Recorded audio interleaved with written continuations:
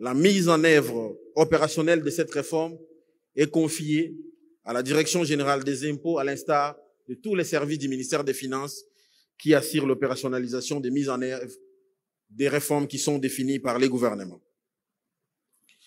C'est dans ces cadres que j'ai donné des instructions claires au directeur général des impôts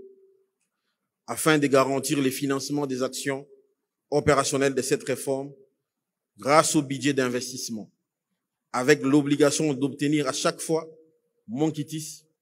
et me transmettre un rapport chaque trimestre pour évaluer de la pertinence des actions qui ont été mises en œuvre. Ce dispositif garantit donc la cohérence de l'action publique, la discipline dans l'exécution et l'efficacité dans la mise en œuvre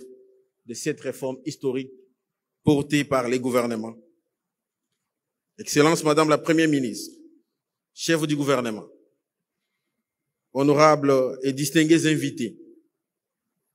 la réforme de l'impôt sur les sociétés et de l'impôt sur les revenus des personnes physiques ne constitue pas un acte isolé. Elle vient s'arrimer à la réforme du Code général des impôts, droits, taxes, redevances du pouvoir central en cours d'élaboration avec l'assistance technique de nos partenaires du Fonds monétaire international. De plus, elle se déploie en phase et en parfaite synergie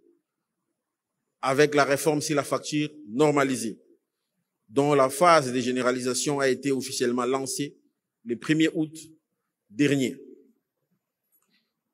Ces différentes réformes convergent et elles traduisent l'ambition claire du gouvernement de moderniser la fiscalité de notre pays,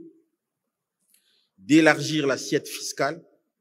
et de mobiliser davantage des ressources, tout en veillant à une meilleure répartition de la charge fiscale grâce à une amélioration progressive et équitable de la pression fiscale dans notre pays. Ce double mouvement, simplification législative, digitalisation des outils fiscaux, doit permettre à la République démocratique du Congo de bâtir une fiscalité moderne, transparente et performante au service du développement, comme les porte votre plus haute autorité dans votre programme d'action validé par notre Parlement.